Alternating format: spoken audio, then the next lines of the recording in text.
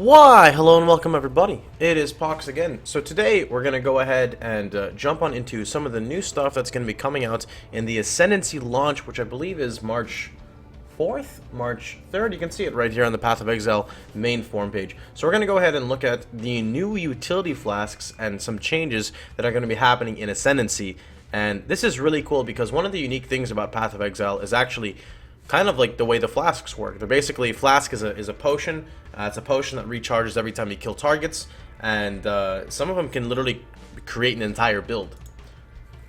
Alright, so in here, let's go ahead and read this a little bit, and then at the bottom you can see there are quite a few flasks that are coming into play. So, Path of Exile's March expansion Ascendancy introduces 19 new classes that change the game in large ways. Anyway, let's skip that. Our goal is to create a more diverse selection of utility flasks and to make sure they are compatible with the flask balance changes in Ascendancy. Many of these new utility flasks are directly useful for specific Ascendancy classes. For example, the Silver Flask for the Raider, the Sulfur Flask for the Inquisitor, and the whatever the fuck that's called for the Saboteur. And again, these are these subclasses that are coming out that will be launched in Ascendancy. Each class is going to have 3 subclasses you can pick in and create and customize your character even more. Scion only having 1. I don't believe they've showcased the Scion yet. Alright, we've added new mods that can be rolled on flasks. Increased duration, I think that's insane. Increased effect, but reduced duration. Poison removal and immunity, and reduced number of charges used. So, right away, reduced amount of charges.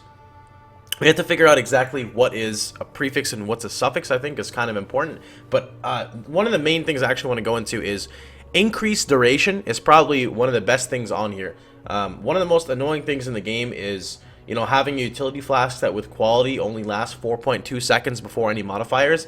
And unfortunately, most people that play the game, you know, do not have a build that can keep 100% uptime on flasks, and they die before they can actually utilize the utility flask. For example, you're using a topaz flask to save you from burst damage, you're probably going to die before the burst damage happens. But if you can boost it from, you know, say 4.2 to 7 seconds, but reduce the effectiveness, that's good, because at least it's having uptime and people can actually use the flask before they die. I think this is a very, very good push for the game.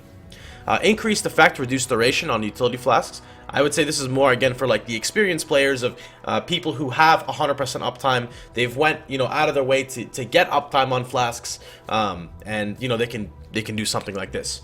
Poison removal and immunity. I personally have never really had any issues with poison, so I don't really know yet. Maybe something new is going to be coming. Maybe it's going to be for a boss. Reduced number of charges used. That kind of goes hand in hand with increased duration. I'm not exactly sure. I want to say that's going to be I want to say you can roll reduced number of charges used and increased duration in the same flask, but who knows. We've made some balance changes to existing utility flasks. Resistance flasks have been reduced to 6% maximum resist instead of the 10% they used to be. It's getting easier to dramatically increase resistances. They even just said it's getting easier to dramatically. It doesn't say get back to, you know, +4.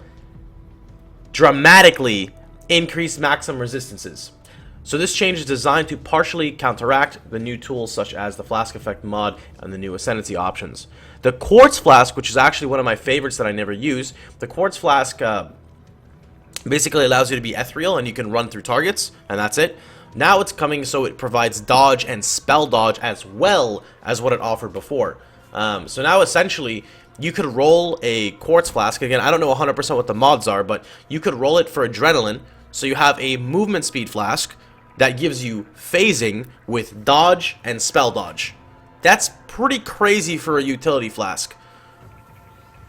The duration, charge requirements, and maximum charges on many existing utility flasks have been updated. In general, they are now easier to use, but there have been specific balance changes coming. For example, Quicksilvers now have slightly shorter duration until you boost it with a new mod or an Ascendancy passive skill. Existing unique flasks which don't have high usability have been improved a lot.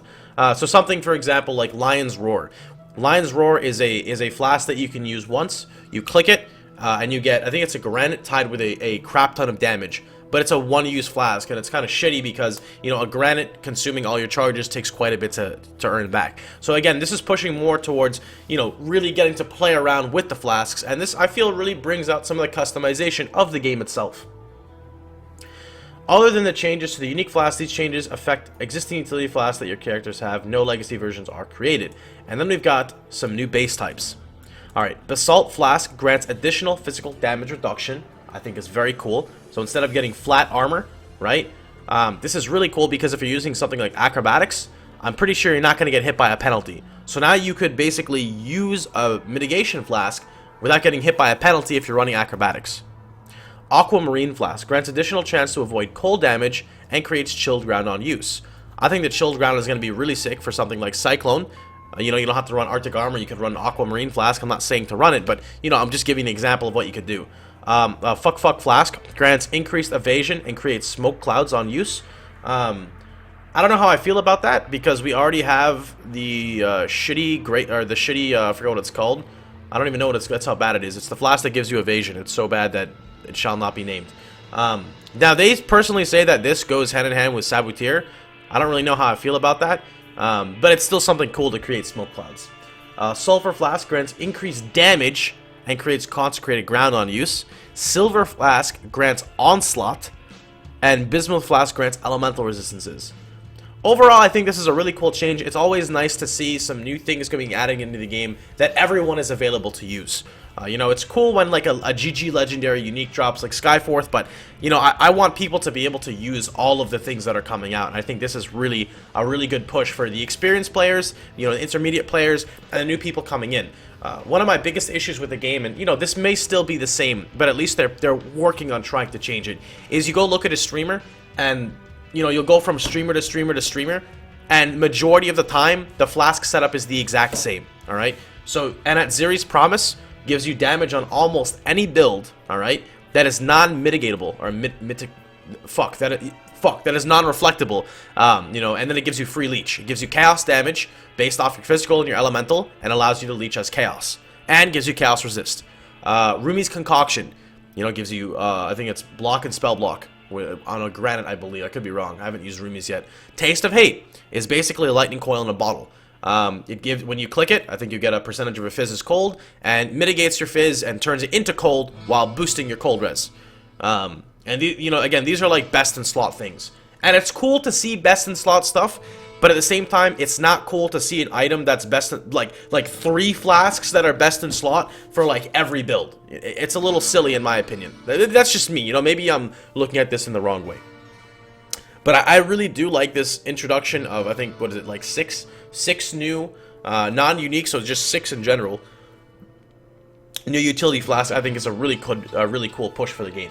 Anyway, that's going to be pretty much it for the video. If you guys want to know more about Path of Exile and the Ascendancy, just go to www.pathofexile.com. Sorry guys, I'm really fucking retarded today. And you can see all the patches and information right there. Remember, Ascendancy is coming out in, I think, a month, and we'll be playing an Ice Trapper, boys. So I'm pretty stoked for that, and I can't wait. Hope you guys have a great time. If you enjoyed the video, feel free to like, share, and subscribe. And remember, I stream live every day at twitch.tv/Pohx, because you can't stream when you're not live, Kappa. Have a good one, boys. I'll see you guys all tomorrow.